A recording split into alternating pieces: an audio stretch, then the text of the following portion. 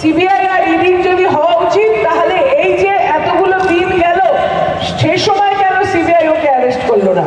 সে সময় কেন ইডি ওকে অ্যারেস্ট করলো না? কোর্টের অর্ডারটা তো পশ্চিমবঙ্গ পুলিশের উপর রিস্ট্রেনিং অর্ডার।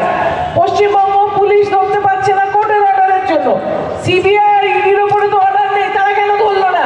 অর্থাৎ তারা এই ইস্যুটা জিয়ে রেখে, এই সমস্যাটা জিয়ে রেখে টেলিভিশনে দিব্যি পয়সা উঠছে, টিআরপি উঠছে, আর টেলিভিশনে নেচে নেচে গান গেয়ে গিয়ে বলছে এই হয়েছে ওই হয়েছে করে মানুষকে বিভ্রান্ত করছে। আর পশ্চিমবাংলার মানুষকে আগামী যে ভোট, সেই লোকসভা ভোটের আগে তাদের মানসিকতাটার একটা পরিবর্তন ঘটানোর চেষ্টা করছে।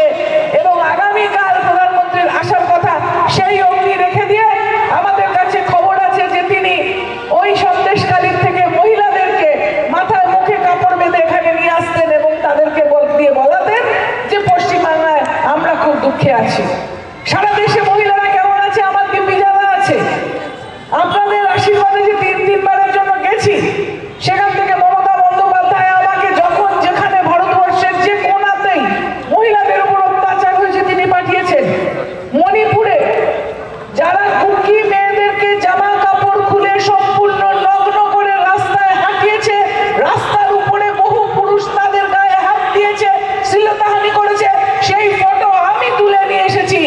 আমরা হাতরাসে গিয়েছি, আমরা উন্নাওতে গিয়েছি, লখিমপুর খেরিতে 10 কিলোমিটার ভেতরে আখের ক্ষেতের মধ্যে দিয়ে লুকিয়ে গিয়ে উপস্থিত হয়েছে, যেখানে টেনি নামে কেন্দ্রীয় সরকারের একজন মন্ত্রীর ছেলে, যে কৃষকরা মিছিল করছিল তাদের উপর দিয়ে গাড়ি চালিয়ে দিয়ে তাদেরকে হত্যা করেছে। খবরগুলো বাইরে আসতো না যদি আমি সেখানে না পৌঁছতে পারতাম। দেখে এসেছি ভারতীয় জনতা পার্টির নেতা মন্ত্রীরা কি অত্যাচার মানুষের উপরে করে। গত 3 দিন আগেও মধ্যপ্রদেশে গর্ভবতী মেয়েকে ধর্ষণ করে পেট্রোল দিয়ে আগুন লাগিয়ে দিয়েছে। এগুলো ভারতীয় জনতা পার্টির যে যে রাজ্যে ক্ষমতায় আছে সেখানে হয়, পশ্চিমবাংলায় হয় না। পশ্চিমবাংলার মেয়েরা সুরক্ষিত, পশ্চিমবাংলার নারী মুক্তির জায়গা, পশ্চিমবাংলার নারী ক্ষমতায়নের জায়গা, পশ্চিমবাংলার নারী শিক্ষার জায়গা। মমতা বন্দ্যোপাধ্যায় এই অধিকার আমাদেরকে দিয়েছেন। তাই ভারতীয় জনতা পার্টির নেতা যারা এই মিথ্যা কথা বলে বলে বেড়াচ্ছেন পশ্চিমবাংলাতে, তাদের প্রত্যেকের জেল হওয়া উচিত। মিথ্যা কথা বলাটাও একটা কিন্তু সাংবিধানিক অধিকারের অপব্যবহার করা। আজকে আবার ওদের নেতা গলায় একটা কেদার মালা পরে বাদরের মতো বলে বলে বেড়াচ্ছে যে এই কেসটা সিবিআই হাতে দেওয়া উচিত ছিল। সিবিআই